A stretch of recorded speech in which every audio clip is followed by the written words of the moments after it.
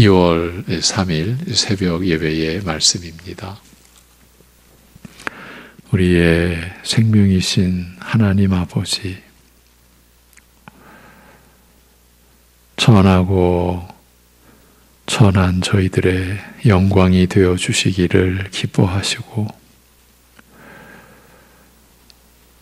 죄악과 사망 가운데서 영원히 널브러져 있어야 할 우리를 창세전에 택하신 그 사랑의 뜻을 이루어 주셔서 우리의 연약하고 악한 생애가 하나님의 긍휼하심을 입고 하나님의 인자하심을 입어서 하나님을 향하여 살아갈 수 있는 생애 되도록 복 주시며 함께하여 주시며 그 진리와 생명의 삶을 보존하여 주심을 감사합니다.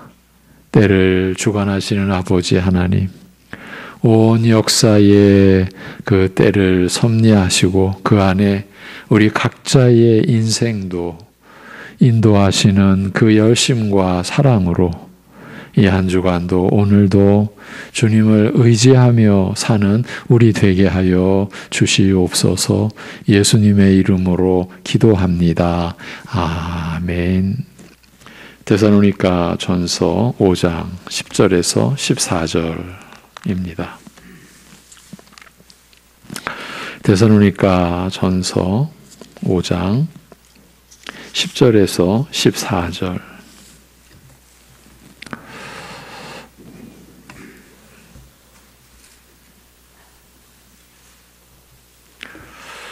데살로니가 전서 5장 10절에서 14절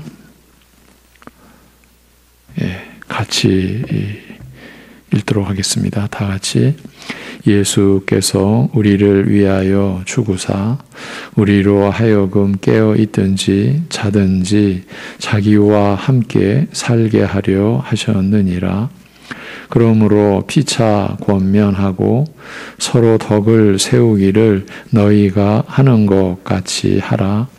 형제들아, 우리가 너희에게 구하노니 너희 가운데서 수고하고 주 안에서 너희를 다스리며 권하는 자들을 너희가 알고 그들의 역사로 말미암아 사랑 안에서 가장 귀히 여기며 너희끼리 화목하라. 또 형제들아, 너희를 권면하노니 게으른 자들을 권계하며 마음이 약한 자들을 격려하고 힘이 없는 자들을 붙들어 주며 모든 사람에게 오래 참으라. 아멘. 요즘 새벽 예배에 설교를 놓고 보면 한 가지 특성을 내세울 수 있습니다. 그것은 연속성입니다. 물론 이 특성도 하나님 말씀인 성경의 내용에서 비롯된 겁니다. 그러니까 성경 어느 곳이든 전체적인 흐름이 있고 또한 문단과 맥락마다 연결되는 내용과 의미가 있기 때문에 우리는 늘 앞과 뒤의 구절을 그 이어지는 의미를 따라 보게 되어 있습니다.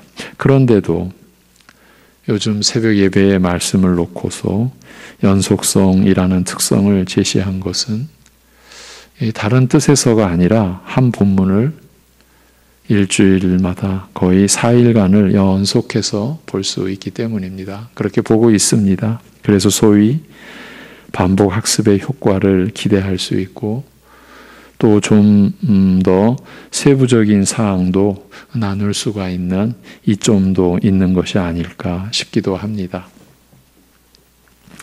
이런 시도를 계속하는 의도는 하나님의 말씀을 좀 더 깊이 있게 나누려는 것이고 그로 인해서 오직 그 말씀의 교훈을 따르려는 데에 있는 것이지 다른 뜻은 없습니다. 가령 말씀의 지식을 더 가지려고 한다든가 말씀에 대한 남다른 식견을 기르려고 한다든가 하는 것을 기대하는 것은 아닙니다. 결코 아닙니다. 단지 그 말씀의 사람으로 변화되고 자라가기를 기대하고 소망하는 것입니다. 한 구절 속에 담긴 주님의 뜻을 더 깊이 알려는 것은 그 뜻을 더 구체적으로 더 실제적으로 깨닫고자 하는 것이고, 그렇게 말씀을 받게 될 때 그만큼 우리가 그 말씀에 의하여 변화될 수 있는 가능성이 커지리라고 보고 또 그것을 기대하는 것입니다. 바로 이것 때문입니다. 우리는 하나님의 말씀으로 다른 것을 기대하거나 우리가 의도하는 뭔가를 목표로 하는 게 아닙니다. 우리는 오직 그 말씀으로 변화되는 것을, 즉 그 말씀의 사람이 되는 것을 바랄 뿐입니다. 말씀은 우리에게 있어서 수단이 아니고 우리의 목적을 위한 도구도 아닙니다. 오히려 말씀이 우리에게서 역사하여 우리가 그 말씀에 의해 깨어지고 부서져야 합니다. 깨어져야 합니다. 그래야 우리가 새로워질 수 있습니다. 그런데 우리가 말씀을 이용하거나 말씀을 수단 삼아서 우리가 목적하는 바를 이룰 수 있다라고 한다면 어찌 되겠습니까? 이로 인해서 나타난 결과를 바로 신구약 성경이 우리에게 보여줍니다. 대표적인 예가 구약 성경이 보여주는 이스라엘의 멸망입니다.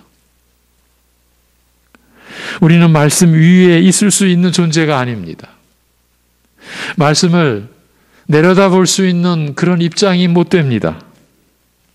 그 말씀대로 살아야 하는 존재입니다. 그래서 말씀을 제대로 깨닫고자 하는 것이고, 이를 위해서 이 새벽에는 반복하고 또 반복해서 그 말씀을 바로 알고자 또 보고 또 보는 것입니다. 그 말씀을 따르기 위한 실제적인 면을 알고자 함인 것입니다. 어떻게, 어떤 내용으로 우리가 그 말씀을 순종해 가야 할 것인가, 이것을 확인해 가고 또 확인하려고 하는 것, 그것입니다. 그래서 더 구체적으로 그 말씀이 우리 안에서 어떻게 이루어지고 그 말씀을 어떻게 나 자신에게 적용해야 할지 그것을 알고자 하는 거예요. 물론 말씀을 깨닫는 것이나 그 말씀에 순종하는 것이나 모두 우리 자신만의 무엇으로 되는 일이 아니라는 것은 절대 불변의 원칙입니다. 말씀을 깨달아 받는 것도 또 그 말씀대로 순종하며 변화되는 것도 오직 성령께서 그 말씀 안에서 역사하시는 은혜로 되는 일입니다. 오직 은혜로 되어지는 일입니다.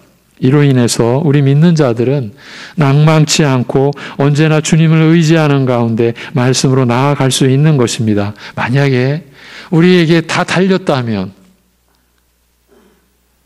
우리는 이미 낙심한 채로 이미 오래전에 말씀 앞에 내가 못 나가는구나, 내가 말씀을 이렇게 순종하지 못하는구나, 이러한 것으로 인해 벌써 낭망하고 절망하고 벌써 멀어지고 또 멀어지지 않을까 싶습니다. 그런데 주님의 은혜로 되어지는 일이기 때문에 우리는 낭망치 않고 언제나 주님을 의지하는 가운데 말씀을 붙들고 말씀으로 나아갈 수 있는 거죠. 그리하면 성령께서 주님의 뜻을 풀어서 우리의 믿음과 지혜의 분량 안에서 믿을 수 있게 하여 주시고, 그뿐만이 아니라 그 말씀에 순종할 수 있는 지혜와 능력도 베풀어 주시기 때문입니다. 그렇기 때문에 우리 믿는 자들 안에서 말씀이 역사할 때에 우리는 오직 하나님께만 영광을 돌리고 우리로서는 더 낮아지게 되는 것입니다. 그 모든 일로 인해 감사할 뿐이고요.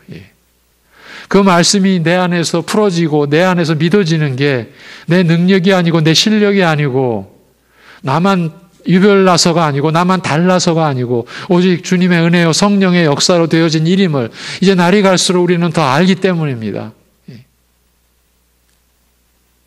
그러니 말씀으로 교만한 것이 최고의 교만이라 할 수 있습니다. 우리가 지금까지 수개월 동안 하나님의 나라인 교회 안에서 자기만의 것, 자기의 특별한 것이 있어서는 안 된다라고 하는 근원적인 부분서부터 실제적인 면에까지 우리가 또 확인해 왔습니다. 그것만큼 두려운 일이 없기 때문에. 자기만의 특별한 것, 나만의 것, 이것이 신앙으로 둔갑해 버렸을 때 다른 사람은 당연히 속게 되고 자기 자신도 속는다고 했습니다. 그래서 하나님 앞에서 어떤 열심도 내고 남들이 따라오지 못하는 어떤 특심도 내고, 그런데 그것이 교만을 가장한 거짓 신앙, 무서운, 분별이 안 되는, 자기도 속는 자기만의 것을 어찌 갖습니까? 결국은 말씀에서 자기만의 것을 잡는 거죠. 자기만의 특별한 것. 그래서 말씀으로 교만한 것이 최고의 교만이라 할 수 있다라고 말씀을 드리는 거예요. 이렇게 보자면 최고의 교만은 교회 안에서 일어난다라고 할 수 있습니다. 말씀의 일꾼이건 교인이건 간에 말씀으로 교만한 경우들을 찾아보는 것은 어려운 일이 아니지 않습니까? 제 자신부터 또 깨지고 부서지고, 말씀 앞에서 겸손한 줄 알았는데 어느 순간 또 고개를 뻣뻣이 들고 있고, 그것이 자기 실력인 줄로 은근히 그렇게 여기고 있고, 그러면서 남을 은근히 내려다보고 있고. 여러분, 그래서 우리가 말씀 위에 있을 수 있는 존재가 아니라고, 평생 영원히 우리는 말씀 아래에 그렇게 우리 자신을 유치시켜야 한다고, 그런 우리의 입장을 이 시간 다시 한번 우리 스스로를 확인해 보는 겁니다. 이제 우리가 지금 이어가고 있는 새벽의 말씀을 또 나누도록 하겠습니다. 오늘 읽은 본문을 지난주 월요일부터 11날째 다시 살피고 있는 중입니다. 그 중에 14절 직역으로 들어보십시오. 형제들이여, 우리가 여러분에게 권고합니다. 여러분은 그 무질서한 자들을, 우리말로는 게으른 자들을, 예전에는 규모 없는 자들을 훈계하고, 그 무질서한 자들을 훈계하고, 그 낙심한 자들을 격려하고, 그 미약한 자들을 보살피고, 모든 사람에 대하여, 이 모든 사람에 대하여, 이 무질서하고 이 낭망에 있고 이 미약한 자들, 이 모든 사람들에 대하여 오래 참으시오. 우리말로 게으른 자라고 한 말은 본래 의미는 더 참 무거운 심각한 의미라고 했습니다. 군사를 비유로 들면 탈영한 상태. 그래서 무질서한, 의무를 멸시하는, 그래서 복종치 않는 이런 뜻을 갖는 말이니, 여기에 해당되는 사람들에게는 경책하라고, 꼭 정신을 차리도록 꾸짖고 훈계하라, 타이르고 주의를 주라. 이것이 교회가 할 일이라, 우리 교인들이 감당해야 될 그런 부분이라, 이것이 바로 서로를 세우기 위한 그런 과정이고 그것을 위한 노력이라고 했습니다.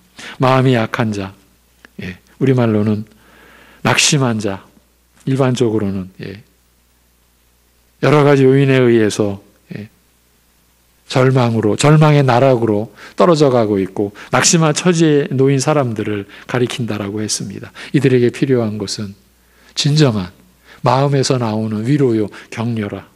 힘이 없는 자, 우리말로는 미약한 자, 우리말로는 힘이 없는 자는 그야말로 약한 사람을 가리킨다라고 우리가 봅니다.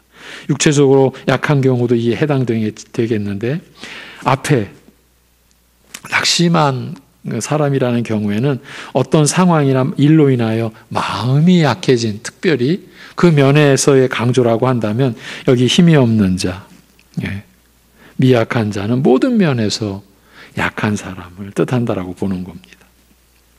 이런 사람들을 돌보고 보살펴 주어야 하지 않겠느냐고. 그것이 서로를 세워가는, 그 한 사람이 또 다른 한 사람을 세워가는 교회가 이렇게 세워져가는 그런 내용이지 않겠느냐고. 그 모든 사람들, 그 무질서하고 낙심해 있고 그 미약한 사람들에 대하여 오래 참으라고 바울 사도가 권고하고 있는 겁니다. 이 말씀을 놓고서 지난 시간 강조해 드렸던 점이 있습니다. 오늘 바로 전날 강조해 드렸던 내용은 이 구절들의 내용을 어떤 입장에서 보느냐 하는 것이 관건이라고 했습니다. 그러니까 자신은 하나도 해당되지 않고 다른 이들에 관한 말씀이라고만 보는 것이 오히려 우리에게 큰 문제가 된다라고 했습니다.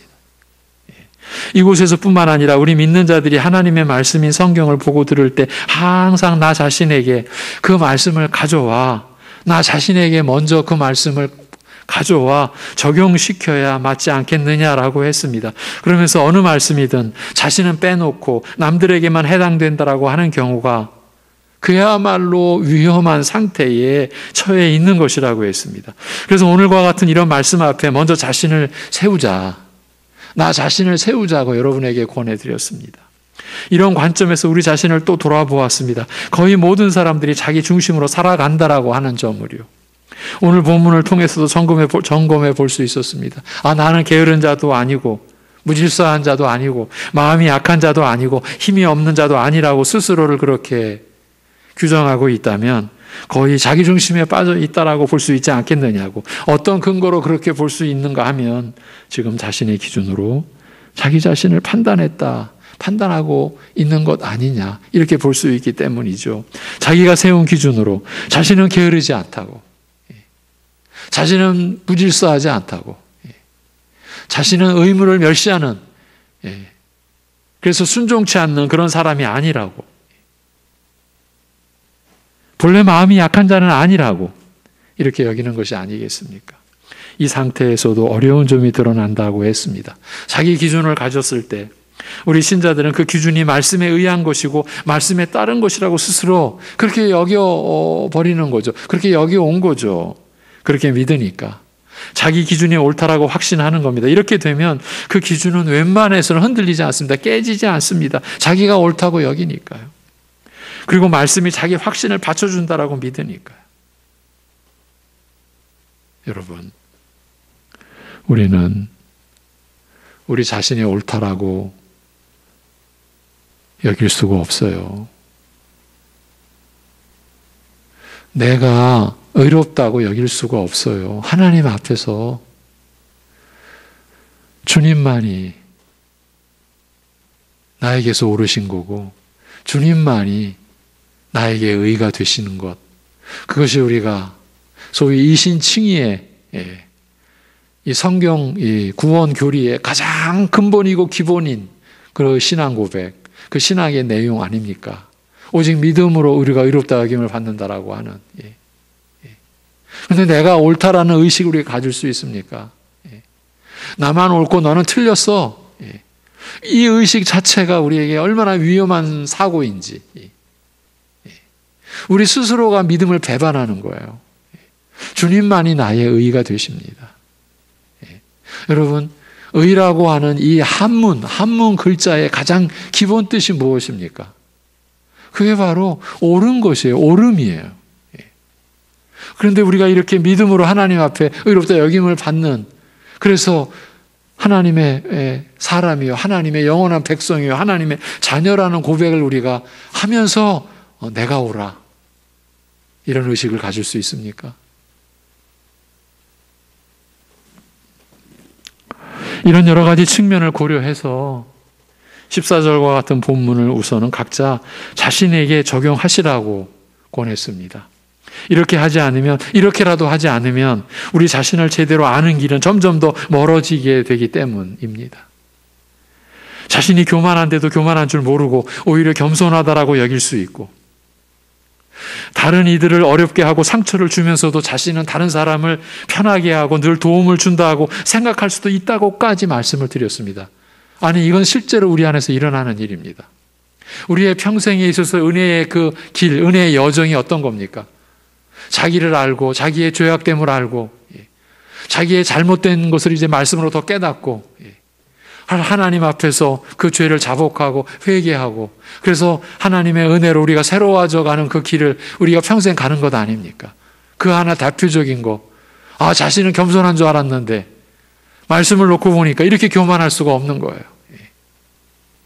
지난날 어느 순간 자신의 교만함에 그 드러난 면모 때문에 너무나 부끄럽고 그 죄책감과 그 죄의식에서 하나님 앞에서 엎드려 회개하고 그러면서 이제 주님의 그 뜻을 따라 사는 줄 알았는데 또 어느 시점에 보면은 내가 일전에 깨달았던 교만함은 내가 깨달아야 될 부분의 그저 작은 부분이었음을 또 아는 거죠. 그보다 더 심각한 교만함이 내 안에 숨겨져 있었다는 것을 또 우리는 깨닫게 되는 거죠. 저만 그렇습니까? 여러분도 그러한 길을 걸어오신 것 아닙니까? 앞으로도 그럴 것입니다. 우리는 어느 순간 또 자기도 모르게 자기가 하나님 나라에서 마치 유익한 종인 줄 알고 자기가 교회에 뭔가 큰 유익을 끼치는 줄 알고 우리는 그렇게 어느 순간 또 여겨버립니다. 하나님이 그렇게 쓰실 뿐이고 하나님이 무익한 이 사람, 무익한 종을 유익되게 하나님께서 하셨는데 우리는 그 하나님이 하신 것은 또 제쳐놓고 내 자신이 유익한 그러한 종인 것처럼 우리 자신을 그렇게 만들어버리는 거죠. 우리의 평생에 계속 일어날 일이죠. 오늘은 이 부분에서 그러니까 이 본문을 자기 자신에게 먼저 적용시켜야 된다. 내 안에 있는 무질서함, 내 안에 있는 낙심한 부분, 내 안에 있는 미약한 부분에 대한 하나님의 은혜 안에서의 깨달음이 우선적이어야 된다. 이러한 부분과 관련해서 여러분과 함께 더 생각을 나눴으면 합니다. 조금만 하겠습니다. 14절의 말씀도 그렇고 그 앞에 12, 13절의 말씀도 그렇고 과연 이런 말씀들이 현실성이 있다라고 여겨지십니까? 일반 사람들인 경우에도 그렇지만 교회 안에서조차도 이런 말씀들은 받아들여지지 않고 있다라고 보아야 맞지 않나 싶습니다. 게으르고 무질서한 자들을 권고하며 기다려준다? 낙심하고 심신이 미약한 자들을 받아들이고 환영해주며 그들의 회복을 위해 애를 쓴다? 교회 안에서도 이런 일은 흔치 않습니다. 무질서하고 낙심해 있으며 심신이 미약한 자들은 환영받지 못합니다. 오히려 부담을 느낍니다. 그래서 자연스럽게 거리를 둡니다. 그러면서 그들 본인들의 책임이라는 것을 강조하면서 스스로 자신을 자책하는 마음을 스스로 가립니다. 대부분은 이렇다고 보아야 맞지 않을까 싶습니다. 그래서 본문이 더욱 중요하게 다가오는 것입니다. 그러면 왜 우리가 이와 같은 말씀들을 받아들여야 하겠습니까? 우리는 이중 국적자이기 때문입니다. 세상적으로 이중 국적자라고 말하면 결코 좋은 의미가 아니죠. 일단은 부정적이죠. 그 말을 제가 썼습니다. 이중 국적자. 우리는 이 세상 현실을 벗어날 수 없는 이 땅의 국적을 가진 사람임에는 틀림이 없습니다. 그렇지만 우리는 하나님 나라에 속한 자요 하나님의 나라를 소유한 자입니다. 이런 의미에서 이중 국적자라 했습니다. 육신적으로는 대한민국 국민인데 영적으로는 영원한 하나님 나라의 백성입니다. 더 나아가 하나님의 자녀들이기도 합니다. 오직 하나님의 뜻 안에서 성령님의 역사로 예수 그리스도를 나의 주로 나의 왕 나의 하나님으로 나의 구주로 영접함으로 인하여 일어난 하나님의 영원한 혜택입니다. 은총입니다. 하나님의 나라의 백성일 뿐만 아니라 하나님의 자녀로 우리가 살아갑니다. 그러면 이러한 육적인 소속과 영적인 소속 중에서 우리의 실체는 어디에 속해 있습니까? 우리 믿는 자들의 실체는 육적인 것에 속해 있지 않고 영적인 것에 속해 있습니다. 육적인 면은 한시적이지만 영적인 소속은 영원한 것이기 때문입니다. 그렇습니다. 우리 믿는 자들의 실체는 하나님 나라에 속한 자로서 드러나게 되어 있습니다. 그러니 하나님 나라의 질서와 그 법을 따라야 합니다. 그 질서와 법으로 주어진 것이 하나님의 말씀인 성경입니다. 따라서 오늘 말씀도 우리에게는 받아도 되고 받지 않아도 되는 것이 아닙니다. 받아들여야 할 하나님의 말씀입니다.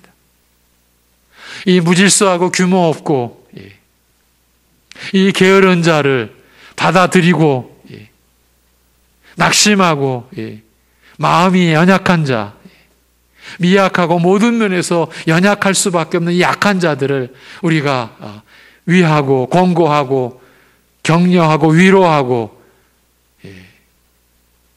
아니, 내 자신이 내 안에 그런 연약함과 무질서함과 불순종과 그런 낭망하고 있는 그러한 모습, 그것을 먼저 찾으면서 객관적으로 외적으로 더 그렇게 보여지는 지체들, 교우들, 이웃들, 그들을 기다려주고 그들과 함께 하려고 하고, 이렇게 우리가 받아들여야 할 이 말씀인 거예요. 영원한 하나님 나라에 속한 자로서 우리 믿는 자들은 이와 같은 말씀들을 받아들이고 이 말씀에 따라서 생각해야 하며 이 말씀의 권고와 가르침대로 행해야 하는 것입니다. 하나님 나라를 소유한 자로서의 믿음과 확신을 갖지 않으면, 그런데 이와 같은 말씀은 오히려 우리에게 장애물이 됩니다. 내가 육신으로만 사는 삶으로 끝낼 존재가 아니라 내가 하나님 나라를 상속받은 자로서, 그 나라에 속한 자여 그 나라를 소유한 자로서 내가 이 연약한 육신을 입고 있으나 이 땅을 사는 동안, 그러나 나는 이 육신의 소속보다 영적인 소속, 영원한 소속이 나의 실체이기에 나는 하나님 나라의 백성으로 이 말씀을 받아야 된다라고 하는 그 믿음과 확신을 갖지 않으면요, 이와 같은 말씀은 오히려 우리에게 장애물이 된다고 저는 감히 말씀을 드리는 거예요. 우리의 삶을 피곤하게 하고 힘들게 하며, 그래서 쓸데없는 말씀이라고까지 여길 수 있게 되는 그런 경우까지도 우리가 갈 수 있는 거죠. 무질서하고 게으른 자들은 이 세상에서도 반기지 않는데 하나님 나라에서는 더더욱 필요 없는 존재들이지 않겠느냐는 논리가 성립이 되어버리는 거예요. 이제 우리는 정립해야 합니다. 이런 상태가 되면요, 우리가 이러한 말씀을 받아들이지 않는 거예요.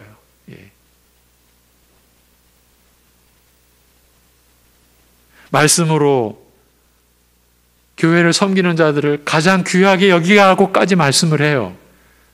여러분, 오늘날 이 말씀이 현실성이 있냐고 제가 여러분에게 의문을 제기했어요.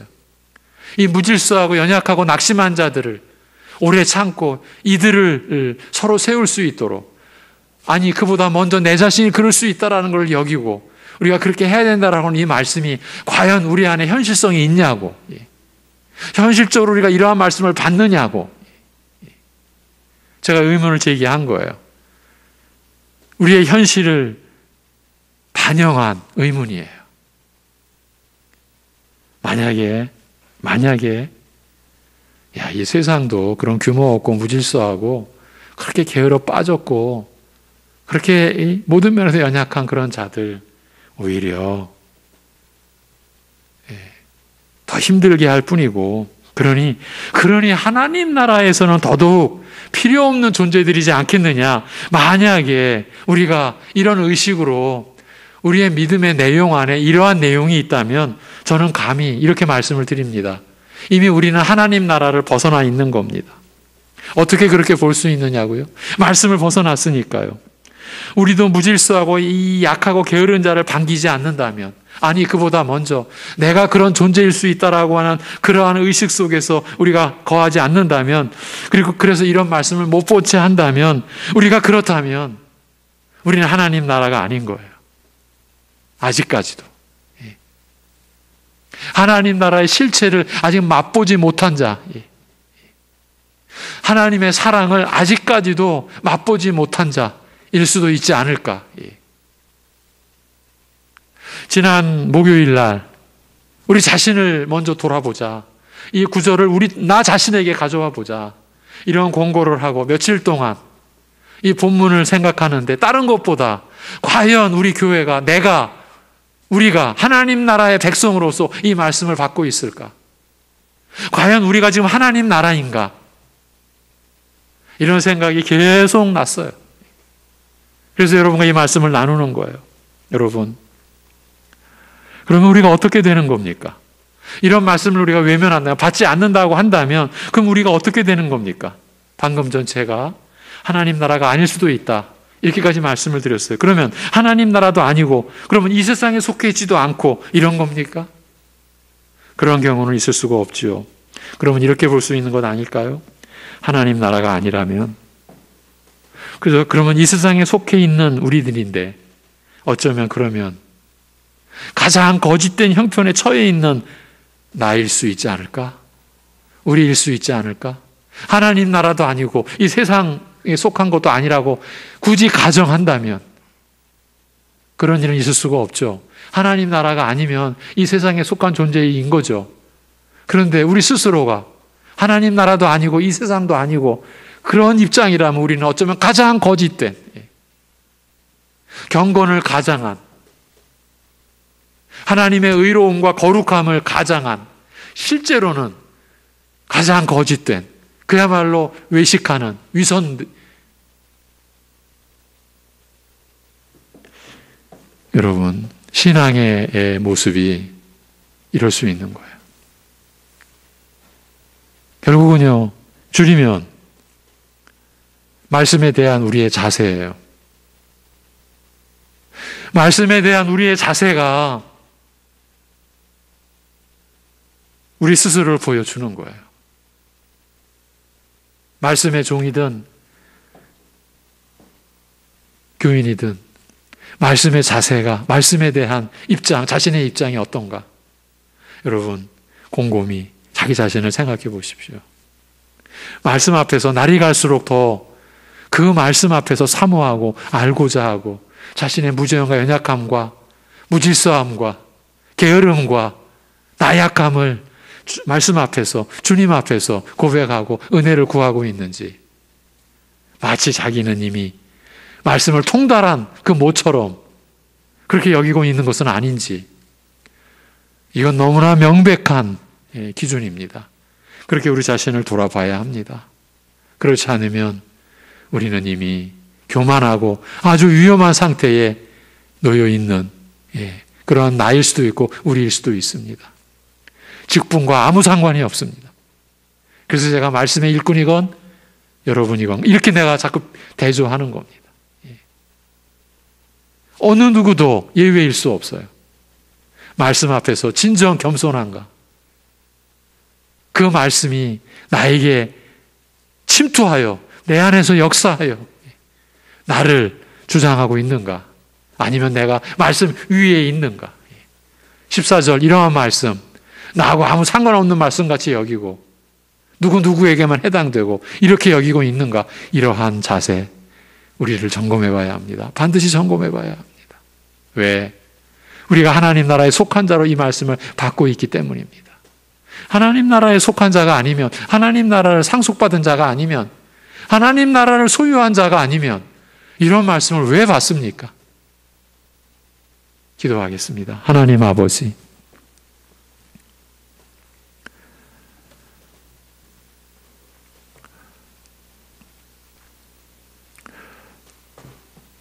구하옵고 구하옵나니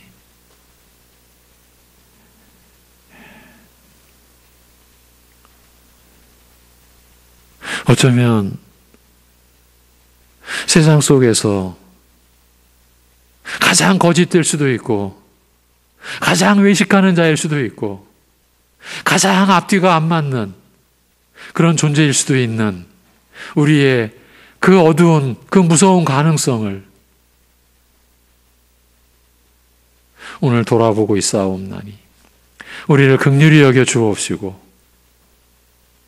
우리 자신을 비춰주고 또 비춰주셔서 사랑하는 우리 모든 성도, 우리 새벽 예배 가족들, 이 말씀에 참여하는 모든 이들 각자 자신을 살피고 또 돌아볼 수 있는 은혜를 허락하여 주옵소서. 자신을 하나님 앞에서 볼 수 있는 것이, 제대로 볼 수 있는 것이 은혜 중에 은혜임을 알게 하여 주옵소서. 자신은 볼 필요 없는 자인 것처럼, 이미 다 본 자처럼, 그래도 다 이미 이 어두움과 죄악됨과 거짓됨은 다 처리된, 스스로가 다 이미 다 처리해 놓은 것 같이 그렇게 여길 수 있는 우리가 되지 않도록 주여 우리 자신을 살필 수 있게 도와주옵소서. 아버지 하나님, 생명이 하나님의 것임을 우리는 무시로 잊어버립니다. 하나님의 말씀으로 우리가 살아가는 것임을 우리는 아예 생각도 않고 그저 영이든 육신이든 이 세상에 속한, 그래서 하나님 나라를 소유한, 하나님 나라를 상속받기로 한 그 생명의 은혜는, 구원의 은혜는 까마득하게 잊어버리고 그저 육신에 속한 것만으로 사는 것 같이 여기는 우리 자신을 볼 때가 너무나 많은 걸 고백합니다.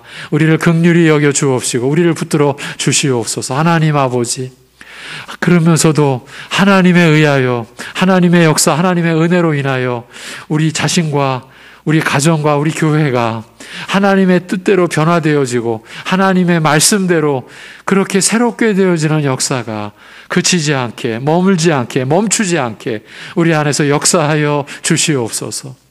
영생을 살아가는 우리들임을 잊지 않고 그 영생을 사는 오늘 하루하루를 주님의 은혜로, 주님의 능력으로, 주님의 지혜로, 그래서 우리가 주님의 말씀으로 사는 것임을 우리 자신에게, 나 자신에게 보일 수 있고, 그래서 그 말씀의 향기가, 그 은혜의 그 향기가 나를 통해서, 우리를 통해서 드러나는 그러한 역사를 우리에게 허락하여 주시옵소서. 아버지 하나님, 하나님의 사랑을 맛본 자로, 그래서 그 사랑의 진정한 실체를 다른 사람들이 비릿하게 느끼는 게 아니라 이것이 사랑인가, 저것이 진짜 사랑인가, 그렇게 충격적으로 느낄 수 있는 진정한 사랑의 실체가 우리 안에, 우리 교회 안에, 우리 성도의 가정 안에, 내 안에, 우리 안에 나타나는 그러한 은혜를 우리에게 허락하여 주시옵소서. 아버지 하나님, 이 모든 것을 주님께 의탁합니다. 인도하여 주실 것을 믿고 의지하오며 우리 주 예수 그리스도의 이름으로 기도하옵나이다. 아멘.